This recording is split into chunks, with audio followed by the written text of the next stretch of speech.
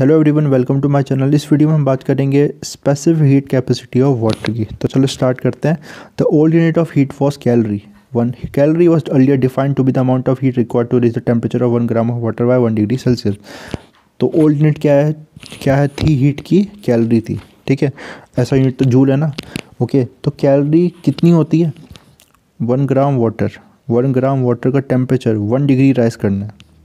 ठीक है, suppose 15 degree से 16 डिग्री, 1 ग्राम वाटर का टेम्परेचर 15 डिग्री सेल्सियस से 16 डिग्री सेल्सियस राइज करना है। तो जितनी हीट देनी पड़ेगी मुझे वो हो जाएगी 1 कैलोरी। आई होप बात समझ में आई होगी। Okay, now with more precise measurement it was found that the specific heat of water varies slightly with temperature। तो जो स्पेसिफिक हीट है वाटर की वो टेम्परेचर क्या वेरी कर रही है, मतलब अलग अलग टेम्परेचर में। ठीक है, 1 डिग्री टेम्परेचर राइज करने के लिए वाटर का अलग अलग हीट देनी पड़ रही है। ठीक है, जैसे कि एक ग्राफ में आप देख सकते हो।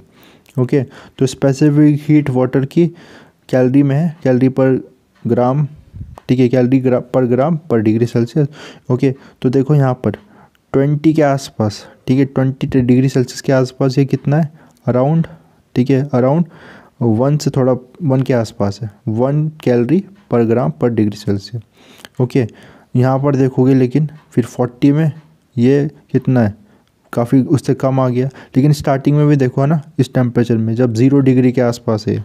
ओके, 0 डिग्री के आसपास है तो काफ़ी ज़्यादा है, 1.004 से भी ज़्यादा या 005 के राउंड। ठीक है, ऐसे ही अगर यहाँ देखोगे आप तो फिर 60 में ये थोड़ा फिर से इंक्रीज़ करने लग रहा है। तो मतलब वेरिएशन आ रहा है, ऐसा नहीं कि कांस्टेंट वैल्यू स्पेसिफिक कैपेसिटी की हर एक टेम्परेचर में। टेम्परेचर की चेंज होने के साथ जो स्पेसिफिक कैपेसिटी है वाटर की वो भी चेंज हो रही है। मतलब एक और थोड़ा और सिंपल मैं बताऊँ तो जब 0 डिग्री में है वाटर, उसका 1 डिग्री राइज करना है तो इतनी हीट देनी पड़ेगी। कितनी? 1.008 कैलोरी। ओके, 1 ग्राम वाटर को 40 डिग्री के आसपास है तो 1 डिग्री टेम्परेचर राइज करना है तो कम हीट देनी पड़ रही। कितनी? अराउंड 0.00996 के थोड़ा सा ऊपर है ना, 998 मान सकते हैं सर, है ना, इतना। ओके, तो थोड़ा डिफरेंस आ रहा है हीट में। ओके, वेरिएशन शो कर रहा है। ठीक है, now for a precise definition of calorie it was therefore necessary to specify the unit temperature interval. ठीक है, तो अलग अलग टेम्परेचर में तो अलग अलग हीट देनी पड़ रही है। 1 ग्राम वाटर को 1 degree rice 1 calorie 1 degree temperature rise करने के लिए, तो कैलोरी को प्रॉपर डिफाइन करने के लिए, प्रिसाइज डिफाइन करने के लिए हम एक टेम्परेचर फिक्स कर दिया। वो कितना? 14.5 से 15.5। ठीक है, so 1 calorie is defined to be the amount of heat required to raise the temperature of 1 gram water from 14.5 degree to 15.5 degree. तो 1 कैलोरी कितना होगा?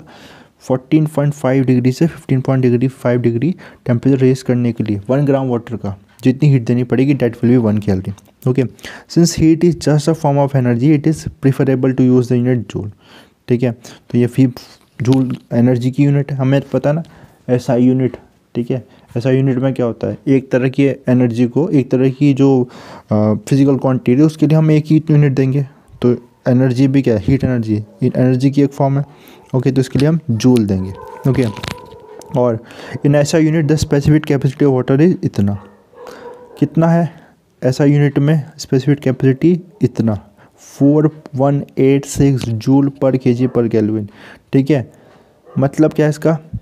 वाटर का 1 केजी वाटर का टेम्परेचर अगर मुझे 1 केल्विन राइज करना है, ठीक है, 1 केल्विन राइज करना है तो कितनी हीट देनी पड़ेगी? 4186 जूल। ठीक है, इतनी हीट देनी पड़ेगी, बहुत ज़्यादा हीट देनी पड़ेगी 1 केजी को राइज करने के लिए। इसलिए बहुत ज़्यादा वाटर हीट गेन करता है। ओके, इसलिए कूलेंट है, कूलेंट की तरह यूज़ करते हैं। The so-called mechanical equivalent of heat defines the amount of work needed to produce 1 calorie of heat is in fact just a conversion factor between two different units of energy, calorie and to joule। ठीक है, तो हम mechanical equivalent of heat की बात करते हैं। ठीक है, कितना वर्क करना पड़ेगा ताकि 1 कैलोरी ऑफ हीट प्रोड्यूस हो। ठीक है, ये कुछ और नहीं है, बस joule to kelvin to joule conversion है। Okay, now since in SI unit we use the unit joule for heat, work or any other form of energy, the term mechanical equivalent is now superfluous and need to be used। ठीक है, तो हम SI unit में क्या करते हैं, heat के लिए, वर्क के लिए, सबके लिए जूल यूज़ करते हैं। तो ये मैकेनिकल इक्विपमेंट यूज़ करना, आप इसकी कुछ ज़रूरत नहीं है। Okay, now as already remarked, the specific capacity depends on the process or the condition under which heat capacity transfer take place। ठीक है, तो हमने अब देखा था स्पेसिफिक कैपेसिटी कंडीशन पे डिपेंड कर रही है। ठीक है, प्रेशर पे डिपेंड कर रही है, वॉल्यूम पे डिपेंड कर रही है। ठीक है, तो इसलिए हम दो तरह की स्पेसिफिक डिफाइन करेंगे। ओके, वो कौन कौन सी है? For gases for example we can define two specific heat capacity at constant volume and specific heat capacity at constant pressure. दो अलग अलग हीट। ठीक है, डिफरेंस वैल्यू आएगी इनकी। एक है कांस्टेंट वॉल्यूम पे, जिसमें वॉल्यूम कांस्टेंट है। ओके, जो गैस है उसका वॉल्यूम कांस्टेंट है, तब कितनी हीट देनी पड़ेगी ताकि हमें 1 डिग्री सेल्सियस उसका टेम्परेचर रेज करना पड़े। ठीक है, ऑफ कोर्स 1 यूनिट गैस का, या 1 अगर मोलर हीट कैपेसिटी की बात करूँगा तो 1 मोल का। ओके, और जब बात करूँगा कांस्टेंट प्रेशर की, तो 1 डिग्री सेल्सियस राइज करना है 1 ग्राम या 1 kg ऑफ गैस को। ठीक है, तो कितनी हीट देनी पड़ेगी? Okay, at constant pressure of course. Okay, for an ideal gas we have a simple relation Cp minus CV is equal to R। ठीक है, तो इन दोनों में रिलेशन है। ठीक है, Cp क्या है? Molar specific heat capacity at constant pressure. CV क्या है? Molar specific heat capacity at constant volume. और इनका डिफरेंस किसके बराबर होगा? गैस कांस्टेंट के बराबर होगा। ओके, और इसको हम प्रूव भी करेंगे अभी। ठीक है, R is the universal gas constant. Okay, तो प्रूव द रिलेशन। ठीक है, और एक और चीज़ समझ में आ रही है इससे हमें, कांस्टेंट प्रेशर पे जो स्पेसिफिक कैपेसिटी है, मोलर स्पेसिफिक कैपेसिटी है गैस की, वो ज़्यादा होगी। और कांस्टेंट वॉल्यूम पे जो मोलर स्पेसिफिक कैपेसिटी है वो उसकी वैल्यू कम होगी। ठीक है, तभी तो ये बड़ा है ना ये CV से। ओके, नाउ स्टार्ट करते हैं इसका डेरिवेशन कैसे आया ये।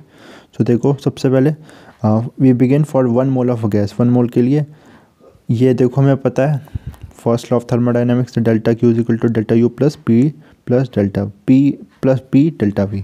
Okay, now if delta Q is absorb at constant volume, delta V is equal to 0।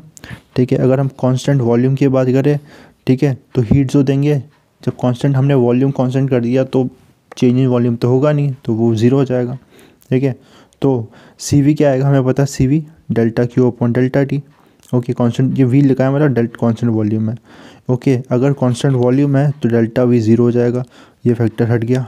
तो डेल्टा Q को मैं डेल्टा U लिख सकता हूँ, delta U upon delta T। और यहाँ पर गैस कांस्टेंट वॉल्यूम है। ठीक है, नाउ देखो ये where the subscript V is drop in the last step since U of an ideal gas depend only on temperature. हमें पता ना, U इंटरनल एनर्जी सिर्फ और सिर्फ किस पे डिपेंड करती है आइडियल गैस के लिए? टेम्परेचर पे डिपेंड करती है। ओके, सो हमने यहाँ पर इसको रिमूव कर दिया। ठीक है, CV क्या आ गया? Delta U upon delta T। Okay, now if on the other hand delta Q is absorb at constant pressure, अगर कांस्टेंट प्रेशर पे बात करूँ, जब प्रेशर कांस्टेंट है तो कितनी स्पेसिफिक कैपेसिटी है? मोलर स्पेसिफिक कैपेसिटी, तो क्या आ जाएगा? Cp is equal to delta Q upon delta T। Okay, और डेल्टा Q हमने फर्स्ट लॉ ऑफ थर्मोडाइनमिक्स से पता ना, यही इक्वेशन है, मतलब इसको ही हमने क्या किया, पूरे को डेल्टा T से डिवाइड किया यहाँ पर। ओके, यहाँ पर डेल्टा T से डिवाइड किया है, तो यही क्या आ गया हमारा? Cp आ गया। ठीक है, कांस्टेंट प्रेशर मेंशन्ड है, ये भी कांस्टेंट प्रेशर, ये भी कांस्टेंट प्रेशर। ओके, तो यहाँ पर देखो the subscript P can be drop from the first term since U of an ideal only on temperature ना।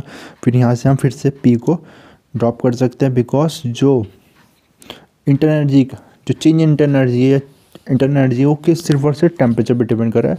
ठीक है, प्रेशर और वॉल्यूम पे डिपेंड नहीं कर रहा है। तो इसको क्या कर सकते हैं हम, इसकी जगह हम क्या यूज़ कर सकते हैं, क्योंकि देखो delta U upon delta T तो क्या आया था? CV के इक्वल आया था। ठीक है, यहाँ से तो ये आ जाएगा हमारा क्या? Cp इज इक्वल टू यहाँ पर CV plus P delta V upon delta T, ये आ गया। अब देखो आगे, अब हम इसके बाद देखो for one mole of ideal gas हम पहले देख चुके हैं। ठीक है, प्रीवियस चैप्टर में PV equal to nRT, number of mole कितने हैं? 1, तो PV किसके इक्वल आ गया? RT के। ओके, इसको हम डेल्टा टी से डिवाइड कर देते हैं, ठीक है। तो देखो यहाँ से इसको रीअरेंज करते हैं तो पी वी अपॉन, ठीक है, पी वी, या फिर इसको ऐसे लिखूँ P delta we upon delta T, ठीक है, इज इक्वल टू आर, है ना। टी को मैं नीचे ले गया, okay, at constant pressure of course. P delta we upon delta T eight constant pressure क्या आ गया, आर के इक्वल आ गया, ठीक है। और इसको ही कहाँ यूज़ कर दूंगा मैं, इसको ही यहाँ यूज़ कर दूंगा, ठीक है। तो ये जब करोगे इसको प्रॉपर तो C P equal to C V plus, ठीक है, आर आ जाएगा, ठीक है। यहाँ से ये सी वी हो जाएगा ये वाला, ओके, और ये वाला यहाँ से आर आ जाएगा, ओके। और इससे हमारा जो C P minus C V is equal to R ये प्रूफ हो जाएगा, ओके। तो इम्पॉर्टेंट रिलेशन है, ठीक है। आई होप ये समझ में आया होगा।